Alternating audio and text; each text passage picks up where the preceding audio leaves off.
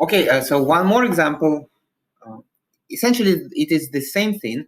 I just wanted to stress out the fact that now projective plane, you can think of it as an abstract construction. So recall that a projective plane is basically given by this plane model. So we identify two opposite sides of this fundamental polygon with a twist, right? So this is our projective plane. But my point being is that when you think of a surface as something being embedded into the 3D space, then you will not be able to visualize this projective plane because it is impossible to embed it into the three-dimensional space without self-intersection, right?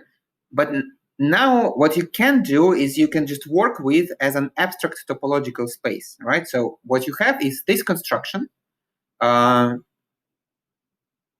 This, you can think of it as a disk,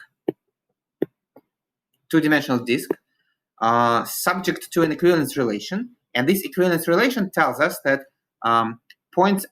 opposite points on the boundary are identified. So these 2 points are glued to each other, these 2 points are glued to each other, and so on and so forth.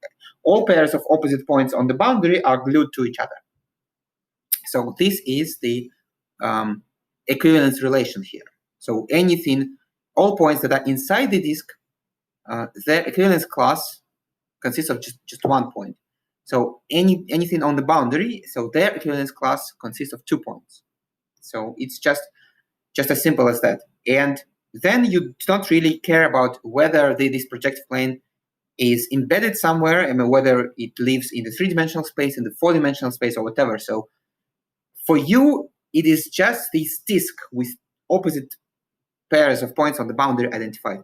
Alternatively, you can think of it as a sphere with opposite points on the sphere identified, on the whole sphere now. So if there's a disk, then you only need to glue opposite points on the boundary. If there's the sphere, then you need to glue all pairs of opposite points. But it is still the set of equivalence classes equipped with the